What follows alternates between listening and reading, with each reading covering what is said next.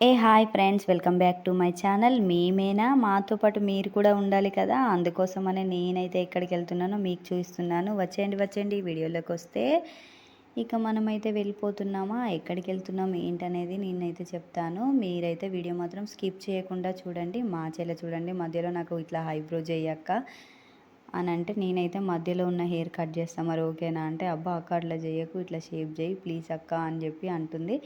ఇక నాకైతే కొద్దిపాటు హైబ్రో చేయడం అయితే వచ్చు ఫ్రెండ్స్. ఇక దారి పొడవులో చెప్తా అన్న కదా, మా తమ్మునికి అయితే ఈ హైబ్రో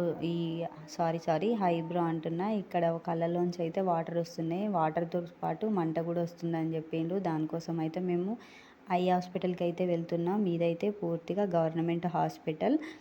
ఇక ఇదైతే మన ఎంజిఎం ముందుకు ఉంటుంది, ఇది ఆపోజిట్లో ఉంటుంది. ఎంజిఎం దగ్గరికి వెళ్ళాక ఎవరిని అడిగినా చెప్తారు. చాలామంది చాలా కన్ఫ్యూజ్ అవుతారండి. ఇక్కడ ఫ్రీగా చూసే హాస్పిటల్ కూడా ఉందా అని తెలియదు.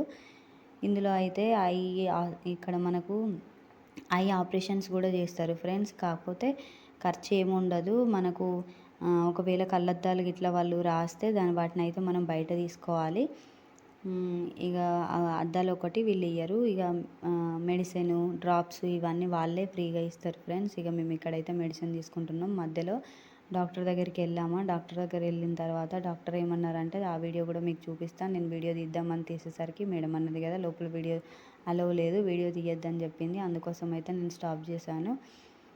ఇక తర్వాత మా తమ్ముడికి ఐస్ అయితే క్లీన్ చేశారు, ఐస్లో ఏమో పడిందని చెప్పిళ్ళు. ఇక తర్వాత ఇక ఓకే అని డ్రాప్స్ తీసుకొని బయటకు వచ్చేసినాం. ఇక్కడ లొకేషన్ చూస్తే మా చెల్లె బయటికి రాబోద్దు అయితే అక్క లొకేషన్ బాగున్నదంటే, నాకైతే భయం అవుతుంది బయటికి వెళ్దాంపా అంటే, అక్క ఫోటోషూట్ చేసుకుంటే మస్తు ఉంటుంది కదా ఈ ప్లేస్లో అని అంటే, అరే ఇది ఫోటోషూట్ ప్లేస్ కాదురా, ఇది ఐ కేర్ హాస్పిటల్ రా అని చెప్పిన. ఇక తర్వాత మేమైతే అయినా కూడా నాకు చూడడానికి బాగా అనిపిస్తుంది అంటే, నువ్వు ఫస్ట్ బయటికి పోదాంపా అని అన్న.